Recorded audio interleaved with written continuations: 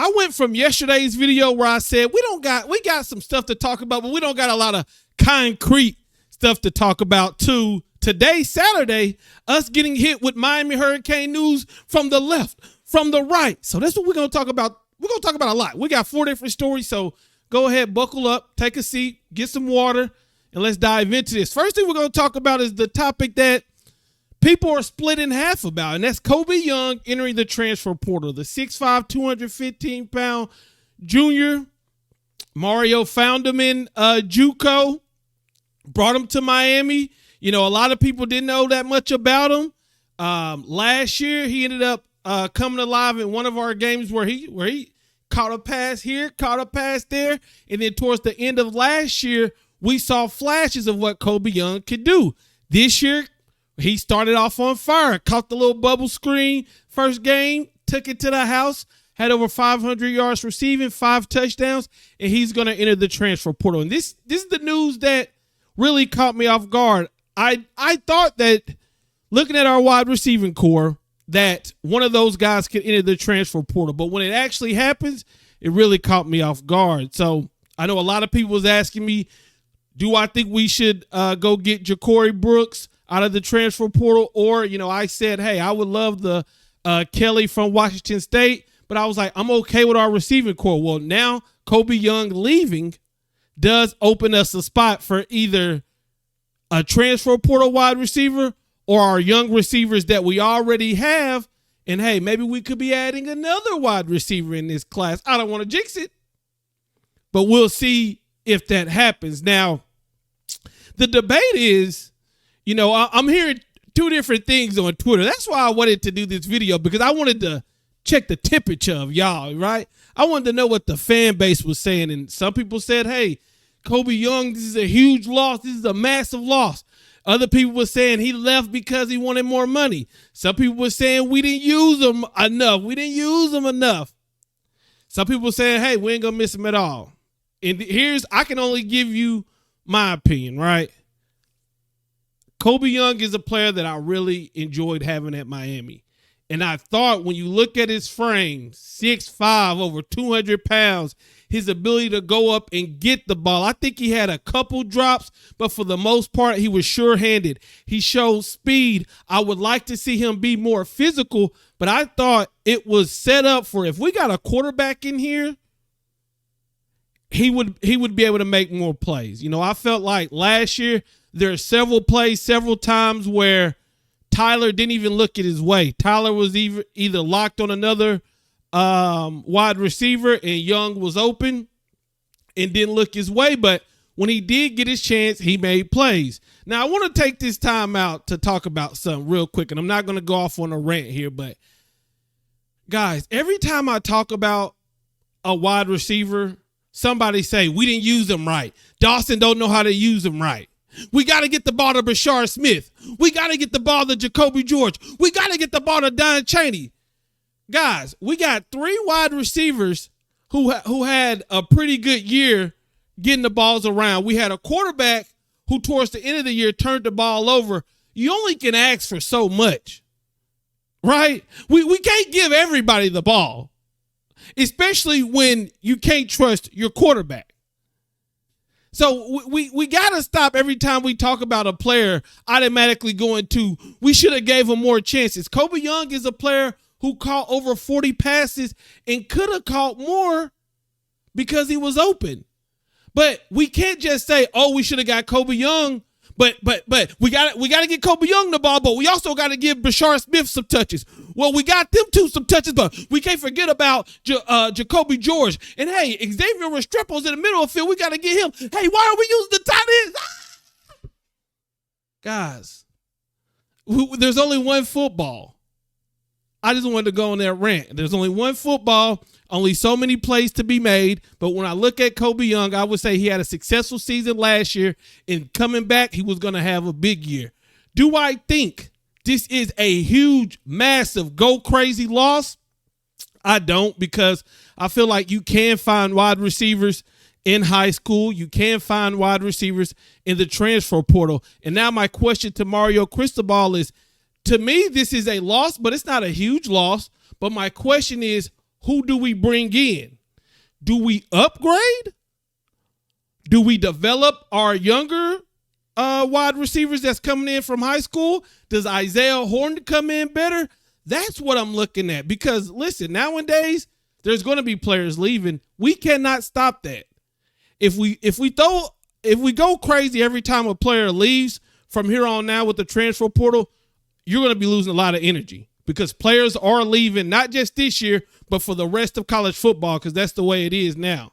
And I'm not mad at it. My motto now is, okay, coach, we lost a player. Before I go crazy, let me see if you can upgrade. And I got full confidence that Mario Cristobal will find a receiver to take up the production and hopefully get more production at the wide receiver position. So if you're one of those people that are saying, you know, he wasn't a good player, I'm not rocking with you. If you're one of those players that said, you know, this is the biggest loss in the history, I'm not rocking with you. But if you're one of those players that say, hey, Colbie Young did good things at Miami, but I believe that we can bring in production to either match that or upgrade with that, I think I'm with that camp right there. Okay, now so a position that we did lose is our starting center. And Matt Lee decided to come to Miami, and he just bust his ass. You know, if you listen to what the coaches and the players say, he took a leadership role right off the bat, held down that center position. I remember, I don't really remember having Miami having any snap problems. I don't remember him having a lot of false start problems. I just remember Matt Lee coming in, showing his ability to play the center position, him to lead this offense, him getting out into the open field, being able to get to the second level. I know the stats going around that he hadn't even allowed a sack since not last year, but the year before that. And I was really hoping that he would come back and play just one more year, but play one more year with our Canes. But he's going to go pro, and I wish him nothing but the best. It's going to be interesting to see what we do with the center position and if we can stay consistent at that position. Matt Lee, I believe, will be tough to replace, because I think you can go into the transfer portal and find wide receivers. You can look at your younger players, or you can look at the high school kids, but having a really good, solid center that you can trust and that can be a leader, man, it's going to be tough. And I'll never forget Matt Lee, because, you know, they showed that the video of him crying in the Georgia Tech game. And this is a kid who was only at Miami for a couple games. You know, he obviously he went through the practices, preseason, all that stuff. And this man wanted to win so bad that when we lost, it brought him to tears. And for the longest, there's been times where we've seen Miami players losing, and you look over the sideline and they just chilling. And, you know, we got Matt Lee over there who this hurt him. It hurt him. And I'm like, man, it's been a while since I've seen players bring that out.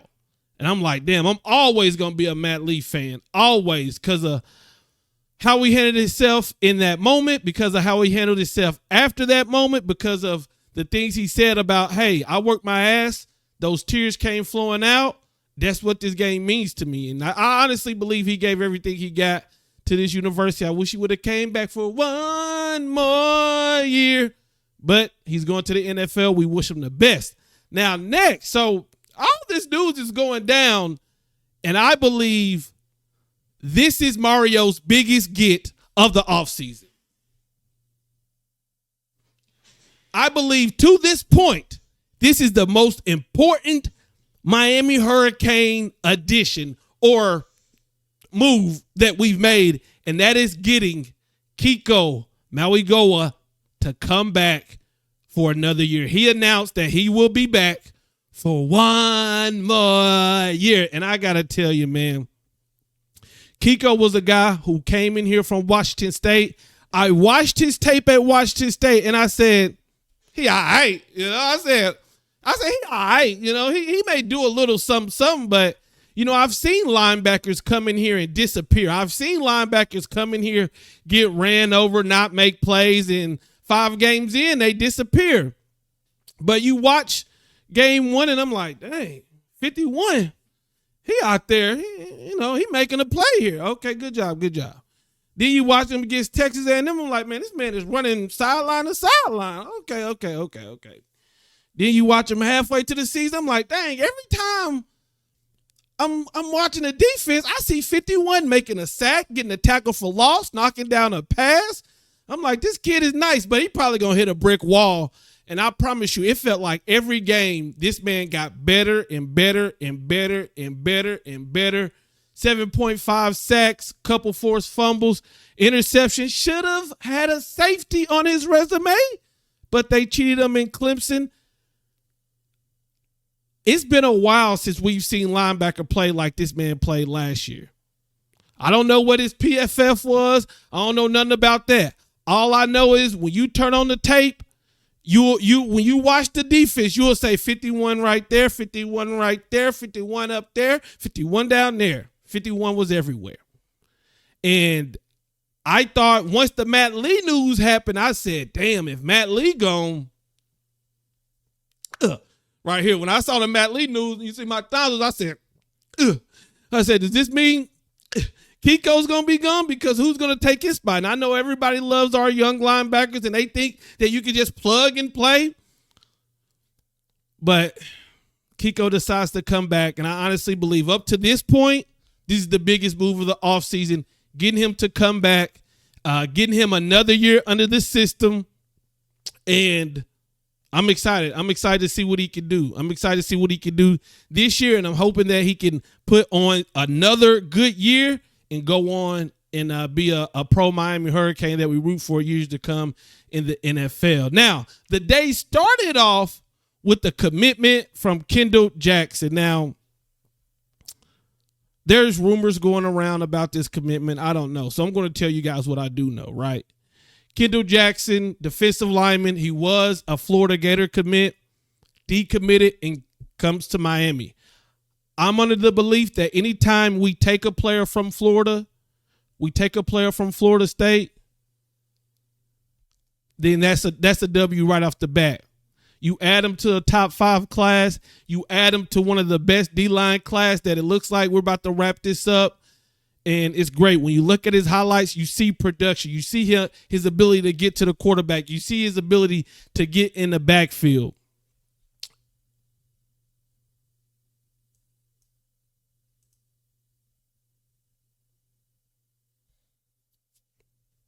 .6'4", 250-pound defensive lineman, and rated a 3-star, 4-star. You see them both going back and forth.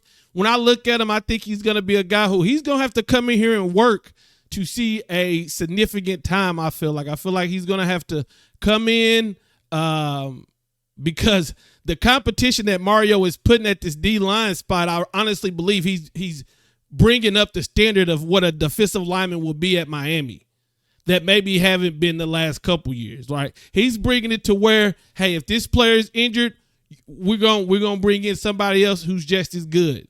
Now, obviously, if we can have 10 Ruben Baines, we could do some crazy shit, but there's not 10 Ruben Baines out there. But you do want somebody like a Kendall Jackson to build into where he can wreak his own havoc. And when somebody goes down or maybe next to him or something of that matter, he can come in and make plays. But I think he's a player who just comes in and he just has to work. And hopefully we can see him on the field. He cited Jason Taylor as a big reason, cited Mario Cristobal as a big reason, and he will be with this 2024 class. And Miami's trending up. Florida's trending down. I love it, right? Guys, a lot of news came out today. Y'all let me know what y'all think. Y'all let me know what y'all think because I know y'all got a lot to say in the comments. I'm out. Peace.